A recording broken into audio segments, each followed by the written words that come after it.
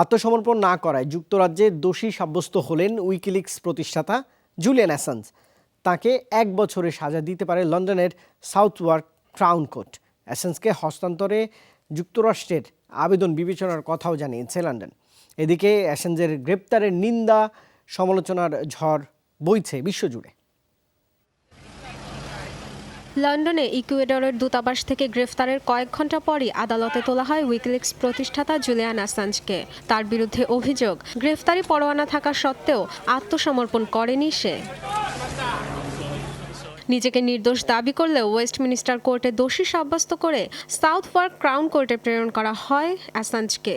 যুক্তরাজ্যে 1 বছরের সাজা হতে পারে তার, তবে ওয়াশিংটনে বিচারের মুখোমুখি হলে দেয়া হতে পারে 5 বছর পর্যন্ত কারাদণ্ড। যুক্তরাষ্ট্রের হাতে তুলে দেয়া হলে অ্যাসাঞ্জকে শারীরিক নির্যাতন করা হতে পারে বলে আশঙ্কার কথা জানান তার আইনজীবী। আমরা ভীষণ উদ্বিগ্ন, কারণ এবার জুলিয়ান অ্যাসাঞ্জের ওপর শারীরিক ও মানসিক নির্যাতন চালাতে পারে যুক্তরাষ্ট্র। এর আগেও এমন নজির রয়েছে, তবে তার নিরাপত্তা নিশ্চিতে আইনি লড়াই চালিয়ে যাব। 2016 সালে নির্বাচনী প্রচারণা থেকে শুরু করে বহুবার উইকিলিক্সের পক্ষ নিলেও সময় মতো ভুল পাল্টালেন মার্কিন প্রেসিডেন্ট ডোনাল্ড ট্রাম্প। উইকিলিক্স সম্পর্কে আমি কিছুই জানি না। এটি আমার বিবেচনার বিষয় নয়। অ্যাটর্নি জেনারেল দারুণভাবে তার কাজ করছেন। তিনি সিদ্ধান্ত নেবেন অ্যাসাঞ্জের বিচারের বিষয়ে। আমি সত্যি জুলিয়ান অ্যাসাঞ্জের বিষয়ে খুব বেশি কিছু জানি না।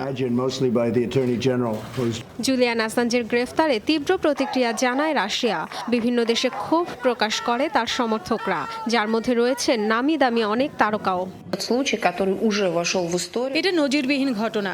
জুলিয়ান অ্যাসাঞ্জের গ্রেফতার সাংবাদিকতা ও মত প্রকাশের স্বাধীনতার উপর বিশাল আঘাত।